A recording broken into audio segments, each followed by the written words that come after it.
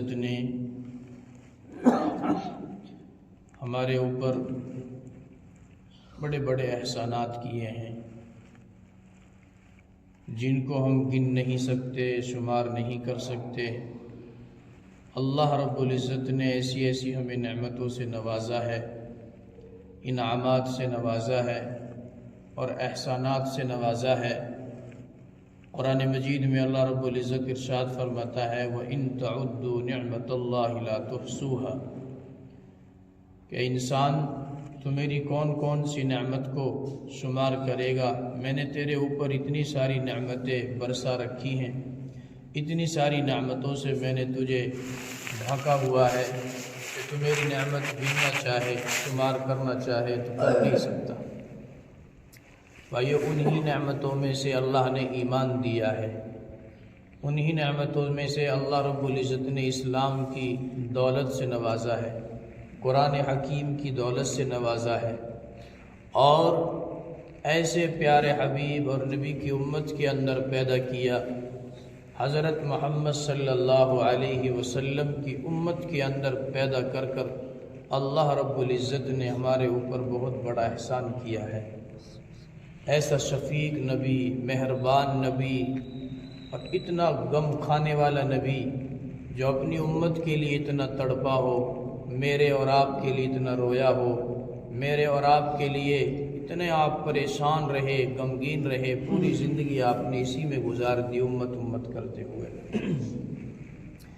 یہ جو مہینہ چل رہا ہے رجب کا مہینہ، اس مہینے کے اندر اللہ رب العزت نے اپنے حبیب کو معراج کے سیر کرائی، معراج کا سفر۔ آپ معراج پر تشریف لے گئے تو معراج کے سفر کے پیچھے ایک پوری اللہ کے نبی کی داستان ہے، ایک کہانی ہے، ایک بہت بڑا غم ہے اللہ کے نبی کے پیچھے۔ معراج سے پہلے طائف کا سفر ہوا، طائف کا سفر، اور جب آپ کا 10واں سال تھا نبوت کا جب 10واں سال تھا تو اس سال حضرت خدیجہ رضی اللہ تعالیٰ عنہ کا انتقال ہوا، اور آپ کے چچا حضرت ابو طالب کا انتقال ہوا۔ یہ دو سہارے ایسے تھے اللہ کے نبی کے، دو سہارے جو ہر وقت آپ کا ساتھ دیتے تھے، ہر وقت ہر مصیبت میں آپ کا ساتھ دیا۔ آپ کی ایک بیوی، غمخوار بیوی حضرت خدیجہ رضی اللہ تعالی عنہا، اتنی پاک دامن عورت اور اتنی وفا اور حیا والی عورت کہ پوری زندگی آپ علیہ السلام کا ساتھ انہوں نے چھوڑا نہیں۔ ہر موقع پر نبی کو صبر دلایا، ہر موقع پر نبی کو ہمت دلائی، ہر موقع پر نبی کا حوصلہ بڑھایا۔ ایسی جو ہے کہ ساتھ دینے والی بیوی، اس کا انتقال ہوا، اور اسی سال حضرت ابو طالب کا انتقال ہوا۔ آپ کے چچا کتنا آپ کا ساتھ دیا، حالانکہ اللہ نے ایمان کی دولت سے محروم رکھا، لیکن اس کے باوجود ہر موقع پر آپ کا ساتھ دیا، ہر موقع پر آپ کا بچاؤ کیا، کفار مشرکین سے آپ کی حفاظت کری، ہر موقع پر آپ کا ساتھ دیا۔ اللہ کے نبی نے فرمایا یہ سال عام الحزن کے نام سے آپ نے یاد کیا، یعنی یہ سال غم کا سال ہے۔ اس سال کو اللہ کے نبی نے غم کا سال بتلایا کہ مجھے ان دو واقعات نے توڑ دیا۔ آپ بہت زیادہ غمگین ہو گئے، بہت زیادہ آپ پریشان ہو گئے، اور پھر آپ نے مکہ والوں نے جب آپ کو ٹھکانہ نہیں دیا، آپ کو پریشان کیا، آپ کی دعوت کو قبول نہیں کیا، تو آپ نے طائف کا سفر کیا۔ وہاں آپ حضرات سن چکے ہیں طائف کے اندر اللہ کے نبی کو کتنا پریشان کیا گیا۔ اللہ کے نبی خود فرماتے ہیں، اما عائشہ رضی اللہ تعالیٰ عنہ سے فرمایا، اے عائشہ، جتنا پریشان اور جتنی تکلیف مجھے طائف کے سفر میں ہوئی، اور تیری قوم نے مجھے جتنا ستایا، جتنا پریشان کیا، اتنا مجھے کسی نے پریشان نہیں کیا۔ اتنا آپ کو جو ہے کہ اس کے اندر پریشانی کا سامنا کرنا پڑا۔ آپ بالکل جب غموں سے چور ہو گئے اور حالات سے آپ بالکل جب لاچار ہو گئے تو کیا ہوا؟ اللہ کے نبی کو پھر معراج کے سفر پہ بلایا گیا۔ جیسے ایک بچہ ہوتا ہے نا، جب وہ بچہ کہیں لگ جاوے ہے یا وہ بچہ بہت زیادہ روے ہے تو باپ اسے، ماں اسے گودی میں لے لے وے، یا پھر وہ موٹر سائیکل پہ بٹھا کے ٹہلانے کے لیے چل تو گھما لو، تاکہ اس کا دل بہل جاوے، تاکہ وہ خوش ہو جاوے۔ تو اللہ کے نبی کو گویا اللہ نے اپنے پاس بلایا، میرے حبیب اب آپ نے دنیا کے بہت غم دیکھے ہیں، آپ کو ہر طرح سے ستایا جا رہا ہے، پریشان کیا جا رہا ہے، آپ میرے پاس آؤ، اب میں جو ہے کہ آپ سے ملاقات، اللہ سے ملاقات، معراج کا ایک لمبا چوڑا واقعہ ہے، کئی بار آپ حضرات کے سامنے اس بیان بھی ہو چکا ہے۔ تو معراج پر جب آپ گئے اس مہینے کے اندر، شب معراج رجب کے مہینے میں، تو وہاں سے تحفے میں اللہ نے نماز دی، تحفے میں اللہ رب العزت نے نماز عطا کری کہ یہ لے جا، یہ تیری امت کا تحفہ ہے، تیری امت کے لیے بہت بڑی نعمت ہے، اور یہ مجھ سے مانگنے کا ڈائریکٹر ذریعہ ہے۔ نماز اللہ سے تعلق جوڑنے کا ذریعہ ہے بھائیو، نماز اللہ سے مانگنے کا، اللہ کو اپنے دکھڑے، اپنے غم سنانے کا ایک طریقہ ہے، ایک واسطہ نماز ہے، نماز۔ تو اللہ کے نبی وہاں سے نماز لے کر آئے، اور میرے دوستو کتنا مہربان شفیق نبی، صرف انسانوں کے نبی نہیں، جناتوں کے نبی، فرشتوں کے نبی، تمام مخلوقات کے لیے نبی۔ قرآن مجید میں ایک آیت ہے وَمَا أَرْسَلْنَاكَ إِلَّا رَحْمَةً لِّلْعَالَمِينَ، اللہ نے اپنے نبی کو تمام مخلوقات کے لیے رحمت بنا کر بھیجا، تمام انسانوں کے لیے تو بھیجا ہی بھیجا، جناتوں کے لیے، فرشتوں کے لیے، آپ تمام مخلوق کے لیے رحمت بن کر آئے، تمام مخلوق کے لیے، تمام مخلوق کے لیے آپ رحمت بن کر آئے۔ آپ کے آنے سے پہلے عورتوں کی کوئی عزت نہیں تھی، عورتوں کا کوئی مقام نہیں تھا، اتنی بڑی جو ہے کہ گری ہوئی نظروں سے عورتوں کو دیکھتے تھے۔ آپ دنیا میں آئے، اور آپ نے دنیا میں آنے کے بعد، نبوت ملنے کے بعد، عورت کا مقام بتلایا، عورت کی حیثیت بتلائی، عورت کی عزت بتلائی۔ اگر عورت تیری ماں ہے، اللہ کے نبی نے فرمایا عورت تیری ماں ہے، اس کی خدمت کر، اسے راضی کر، میں نے اس کے قدموں کے نیچے جنت رکھ دی، اس کے قدموں کے نیچے میں نے جنت رکھ دی۔ کتنی بڑی اللہ کے نبی نے عورت کی قیمت لگائی ہے، کتنی بڑی اللہ کے نبی نے فضیلت بتلائی۔ ماں، اس کی خدمت کر، اس کو راضی کر، اس کی بات مان، اس کی اطاعت کر، اس کے ذریعے سے، خدمت کے ذریعے سے، کہ ہم نے اس کی قدموں کے نیچے جنت رکھ دی۔ یہ تصور اور یہ مقام صرف اسلام نے عورت کو دیا ہے، اسلام نے، ورنہ دوسرے مذاہب میں عورت کی کوئی حیثیت نہیں تھی، عورت کا کوئی مقام نہیں تھا۔ اللہ کے نبی نے فرمایا اگر کسی کی دو بیٹیاں ہوں، دو بہنیں ہوں، ان کی اچھی پرورش کرے، ان کو دین سکھائے، اچھی تعلیم دے، اور اس کا نکاح کر دے، اللہ کے نبی نے فرمایا اس کے لیے جنت واجب ہو گئی۔ دو بیٹیوں پر جنت کو اللہ کے نبی نے واجب کر دیا۔ اور بہن کی جب باری آئی، اللہ کے نبی کے پاس کچھ قیدی آئے، ایک جنگ میں صحابہ گئے، وہاں سے کچھ قیدی آئے، ساتھ میں قیدی آئے، تو ایک عورت ہے، ایک عورت، وہ بار بار تقاضا کر رہی ہے، بار بار صحابہ سے کہہ رہی ہے مجھے تمہارے نبی سے ملنا ہے، مجھے تمہارے نبی سے ملنا ہے، اللہ کے نبی سے ملنا ہے، تمہارے نبی سے ملنا ہے، میں اس کی بہن ہوں، اب پیغام پہنچاؤ۔ اللہ کے نبی کے پاس پیغام پہنچا گیا کہ ایک عورت ہے، وہ آپ سے ملنا چاہتی ہے، اور وہ یہ کہتی ہے کہ جو تمہارا نبی ہے وہ میرا بھائی ہے۔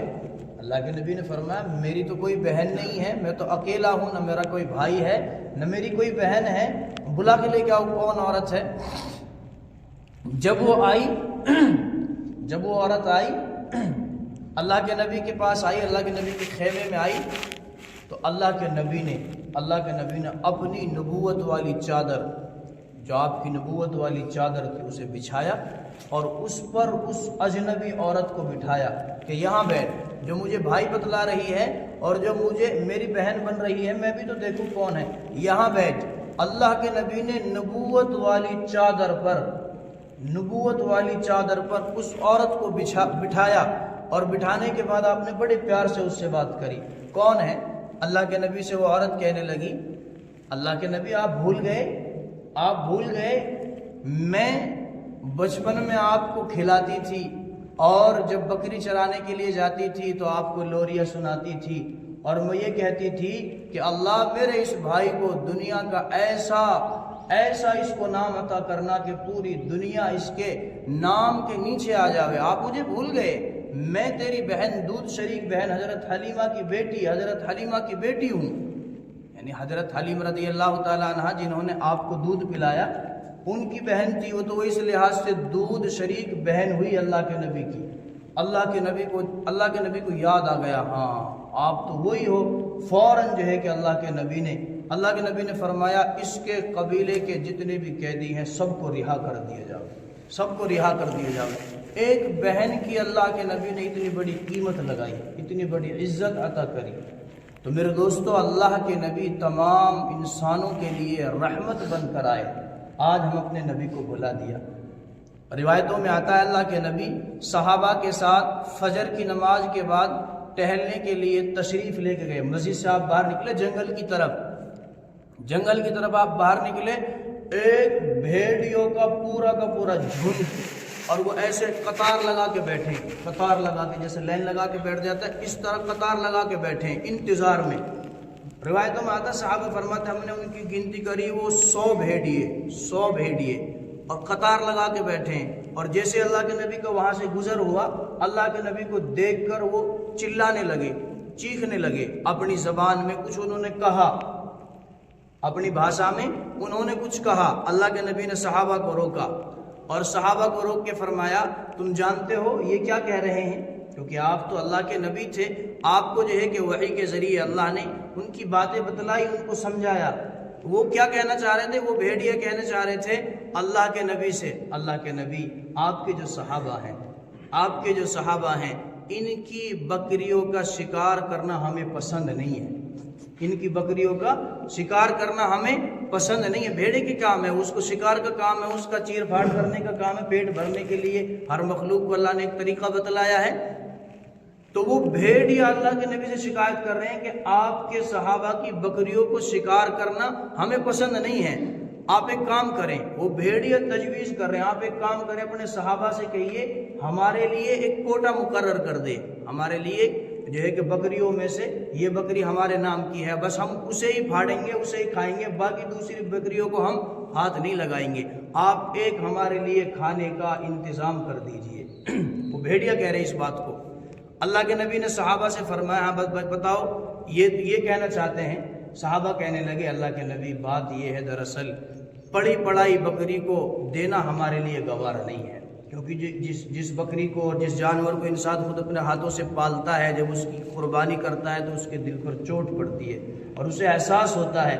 تو صحابہ کہنے لگے اللہ کے نبی پڑی پڑائی بکری کو ہمارا دل نہیں چاہتا، اب کیا کریں؟ اللہ کے نبی نے پھر فرمایا صحابہ سے ایک کام کرو، تم اپنی بکریوں کی حفاظت کرو، اور بھیڑیوں سے فرمایا کہ تم اپنا داؤ لگاؤ، جو تمہارے نصیب میں ہوگی، تمہارے مقدر میں ہوگی، تمہیں مل جائے گا۔ اور صحابہ سے فرمایا تم اپنی بکریوں کی حفاظت کا انتظام کرو، اگر یہ لے جاتے ہیں تو پھر برا بھلا مت کہو۔ تو وہ یہ بات سن کر جنگل کی طرف واپس چل دیے، روتے ہوئے اور چیختے ہوئے۔ صحابہ نے فرمایا اللہ کے نبی یہ کیا کہہ رہے ہیں؟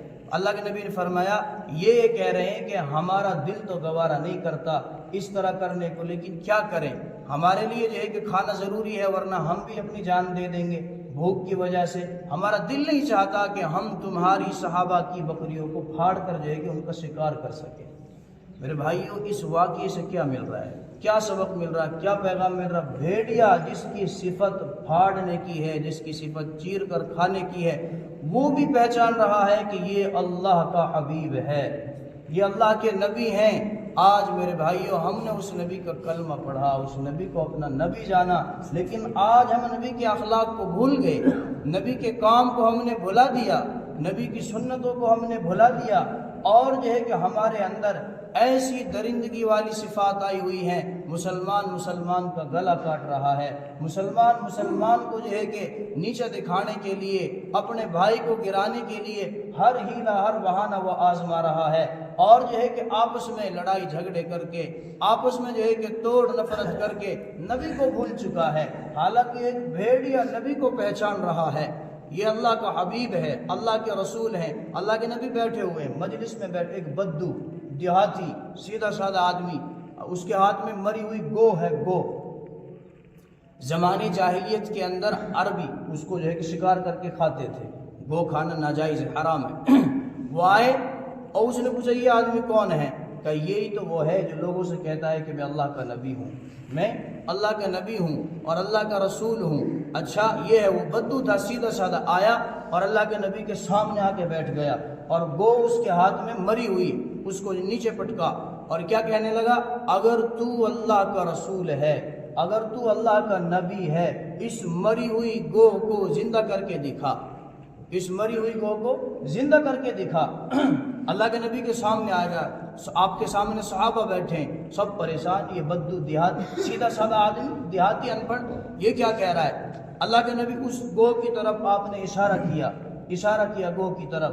میرے دوستو روایتوں میں آتا ہے وہ بدو کھڑا ہوا ہے اور وہ گو نیچے پڑی ہوئی ہے، اس گو نے پہلے آنکھیں کھولی، آنکھیں کھولنے کے بعد اس کے جو اگلے پیر ہوتے ہیں ان پر وہ کھڑی ہوئی اور اپنی ناڑ کو یوں پر کیا، اپنی ناڑ کو یوں پر کیا اور اپنی زبان سے کہا لبیک و سعدیک، لبیک و سعدیک۔ وہ بدو ہکا بکا رہ گیا اور پورے مجمع پر ایک سناٹا چھایا ہوا ہے، یہ کیا منظر ہو رہا ہے؟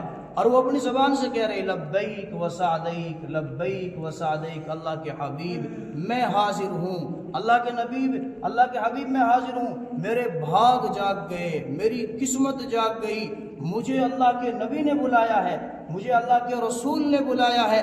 اور میرے بھائیو اگلے الفاظ جو اس نے اپنی زبان سے بولے ہیں، اپنی زبان سے جو اس نے نکالے ہیں، کیا فرمایا؟ اس کو کیا کہہ رہی ہے وہ قیامت کے بارے میں اس گوہ نے کہا، قیامت کے بارے میں وہ اپنی زبان سے کہہ رہی ہے، وہ قیامت کا کیسا ہولناک دن ہوگا جب سارے لوگ اللہ کے دربار میں چلیں گے، اللہ کے دربار میں چلیں گے، اور وہ دن ایسا خطرناک ہوگا، ایسا ہیبتناک ہوگا۔ اور پھر وہ گوہ سے اللہ کے نبی نے فرمایا انت معبود، تیرا معبود کون ہے؟ کس کی عبادت کرتی ہے تو؟ کسے اپنا رب مانتی ہے؟ وہ کسی انسان سے کلام نہیں ہو رہا میرے بھائیوں، مرا ہوا تو انسان بھی نہیں بولتا، لیکن جب اللہ بلواتا ہے اور جب اللہ کا حکم ہوتا ہے پھر مرے ہوئے جانور بھی بات کرتے ہیں۔ وہ کو اپنی زبان سے کہہ رہی ہے انت السماوات والارض، میں ایسے رب کی عبادت کرتی ہوں، میں ایسے رب کو اپنا معبود مانتی ہوں جو آسمانوں کا رب ہے، زمینوں کا پیدا کرنے والا ہے، جس کی کرسی، جس کا عرش آسمانوں کے اوپر ہے، جس کا حکم ہواؤں پہ چلتا ہے، جس کا حکم سمندروں پہ چلتا ہے، میں اسے رب مانتی ہوں جس کے سامنے تم جھکتے نہیں ہو۔ میرے بھائیوں وہ اپنی زبان سے کہہ رہی ہے، اور پھر اس کو نے اگلی بات کیا کہی؟ اللہ کے نبی نے ابھی تو اللہ کا تعارف کرایا، پھر اللہ کے نبی نے اس کو سے پوچھا انت منک، میں کون ہوں، میرے بارے میں بتا، میں کون ہوں؟ اس گو نے کیا الفاظ استعمال کرے میرے دوستو، روایات کے اندر آج بھی درج ہیں۔ وہ گو کہہ رہی ہے انت رب العالمین، انک رسول رب العالمین، آپ رب العالمین کے رسول ہیں، آپ رب العالمین کے رسول ہیں۔ اور اس کو نے اگلی بات کہی انا خاتم النبیین، اور آپ آخری نبی ہیں، آپ کے بعد کوئی نبی نہیں آئے گا۔ وہ گوہ بھی جانتی تھی کہ بعد میں جھوٹے کذاب اور دجال پیدا ہوں گے جو نبوت کا دعویٰ کریں گے، لیکن وہ گوہ کہہ رہی ہے کہ آپ آخری نبی ہیں، آپ کے بعد جو نبوت کا دعویٰ کرے وہ کذاب ہے، دجال ہے، جھوٹا ہے۔ وہ بدو تو پریشان ہو گیا، سارا مجمع پریشان، یہ کیا ماجرا ہے، کیا ہو رہا ہے؟ میرے بھائیو کہنے کے بعد یہ وہ گو بھی پہچانتی تھی کہ یہ اللہ کے رسول ہیں، یہ اللہ کے حبیب ہیں۔ آج میرے بھائیو ہم نے پہچاننا چھوڑ دیا، ہم نبی کو بھول گئے۔ ایسا شفیق نبی، ایسا مہربان نبی، اللہ کے بعد سب سے زیادہ رحم کرنے والا، اللہ کے بعد سب سے زیادہ شفیق، سب سے زیادہ مہربان حضرت محمد صلی اللہ علیہ وسلم کی ذات ہے۔ میرے بھائیو ہم نبی کے اخلاق کو بھول گئے، ہم نبی کے کردار کو بھول گئے، ہم تو یہی بھول گئے میرے دوستو ہمارا دنیا میں آنے کا مقصد کیا ہے۔ جس نبی نے ہمارے خاطر اتنے آنسو بہائے، کسی موقع پر ہمیں بھولے نہیں۔ اما عائشہ رضی اللہ تعالیٰ عنہ فرماتی ہیں ایک دفعہ اللہ کے نبی میرے گھر میں آئے، اللہ کے نبی بڑے خوش تھے، میں نے سوچا اللہ کے نبی خوش ہیں، کیوں نہ اپنے لیے دعا کراؤں۔ اما عائشہ فرماتی ہیں میں نے اللہ کے رسول سے فرمایا اللہ کے رسول آج میرے لیے آپ دعا کر دیجئے، اب میرے لیے دعا تو کر دیجئے۔ اللہ کے نبی نے فرمایا اے عائشہ کیا دعا چاہیے؟ اللہ کے نبی ایسی دعا دیجئے دنیا آخرت بن جائے۔ اللہ کے نبی نے ہاتھ اٹھائے اور فرمایا اللہ تو عائشہ کی مغفرت فرما، حضرت عائشہ آپ علیہ السلام کی بیوی کیا فرما رہے اللہ کے نبی؟ اللہ تو عائشہ کی مغفرت فرما، اس کے اگلے پچھلے چھوٹے بڑے جان کر انجان میں جو گناہ ہوئے ہیں سب کو معاف فرما۔ ام عائشہ نے جب یہ دعا سنی بڑی خوش ہوئی، میرا تو کام بن گیا، محمد الرسول اللہ نے میرے لیے دعا کری ہے، اور بڑی خوش ہوئی، اور اب زمین پر لوٹ گئی، اور جیسے بچہ جب خوش ہوتا ہے زمین پہ لوٹ جاتا ہے، ادھر ادھر لڑکتا ہے، اما عائشہ ادھر ادھر جو ہے کہ کروٹیں لینے لگی۔ اللہ کے نبی نے فرمایا عائشہ اتنی خوش کیوں ہوتی ہے؟ اللہ کے نبی سے عائشہ نے فرمایا، اما عائشہ رضی اللہ تعالیٰ نے فرماتی اللہ کے رسول خوش کیوں نہ ہوں، آپ نے میرے لیے اتنی بڑی دعا کر دی۔ اللہ کے نبی نے کیا فرمایا؟ میرے بھائی سنو ہم کیسے بے وفا ہو گئے، کیسی ہم نے جفائیں شروع کر دی۔ اللہ کے نبی نے فرمایا عائشہ یہ دعا تو اپنی امت کے لیے میں روزانہ مانگتا ہوں، یہ دعا تو اپنی امت کے لیے روزانہ مانگتا ہوں، آنے والی امت کے لیے روزانہ مانگتا ہوں۔ میرے بھائی جو اللہ کے نبی نے آنسو بہائے وہ میرے اور آپ کے خاطر بہائے ہیں، ورنہ حسن حسین جو آپ کے نواسے وہ بخشے۔ اللہ کے نبی نے فرمایا والحسن والحسین سیدہ شباب آل الجنہ، نواسوں کی فکر نہیں تھی، وہ تو جنت کے نوجوانوں کے سردار۔ صحابہ کے بارے میں قرآن کا وعدہ وَكُلًّا وَعَدَ اللَّهُ الْحُسْنَى، سارے صحابہ اللہ کا وعدہ کہ یہ بغیر حساب کتاب کے جنت میں۔ آپ کے خاندان والوں نے قربانیاں دی۔ حضرت فاطمہ کے بارے میں آتا ہے وہ فاطمہ جو ہے کہ سیدۃ النساء اہل الجنہ، حضرت فاطمہ جنت کی عورتوں کی سردار۔ یہ رونا کس کے لیے میرے بھائیوں؟ یہ آنسو بہانا کس کے لیے؟ میرے اور آپ کے لیے تھا، میرے اور آپ کے لیے تھا۔ ہر نبی کو اللہ نے یہ اتھارٹی دی تھی، ہر نبی کو یہ ایک جو ہے کہ اللہ نے اختیار دیا تھا ایک دعا کا، جو دعا مانگو گے قبول کروں گا۔ ہر نبی نے اپنے زمانے میں اپنی امت کے لیے وہ دعا مانگی، اللہ کے نبی نے نہیں مانگی۔ اللہ نے فرمایا آپ کیوں نہیں مانگتے؟ آپ بھی تو مانگیے وہ دعا، آپ کو اختیار ہے۔ اللہ کے نبی نے فرمایا میں نہیں مانگتا، میں کل قیامت کے دن میدان محشر میں مانگوں گا اپنی امت کے لیے، اپنی امت کے گنہگاروں کو میدان محشر میں اس دعا کو میں جا کے بخشواؤں گا۔ میرے بھائیو آج امت اتنی لاپرواہ ہو گئی، میرے بھائیو ہم اتنے بے وفا بن گئے۔ ابھی سلام پھرے گا دیکھو کیسے دوڑ لگے گی۔ میرے دوستو بتاؤ ہم 2 فرض پڑھ کے کتنا بڑا احسان کر رہے ہیں۔ میرے بھائیو باقی کی جو 6 رکعت ہیں، باقی کی جو 6 سنت ہیں، انہیں کون پڑھے گا میرے دوستو؟ کون پڑھے گا انہیں؟ کیا ہمیں قیامت کے دن اللہ کے نبی کی شفاعت کی ضرورت نہیں ہے؟ جہاں نفسا نفسی کا عالم ہوگا میرے بھائیو، میری اور آپ کی کیا اوقات ہے؟ بڑے بڑے نبی کانپتے ہوں گے، بڑے بڑے نبی تھراتے ہوں گے وہاں۔ اس وقت میرے دوستو حضرت محمد صلی اللہ علیہ وسلم کی شفاعت کے بغیر چارہ کار نہیں ہوگا، اللہ کے نبی کی شفاعت کے بغیر کام نہیں چلے گا۔ اور اللہ کے نبی نے فرمایا جو میری سنتوں کو ٹھکرا کر دنیا سے آئے گا کل قیامت کے دن وہ میری شفاعت سے محروم ہوگا۔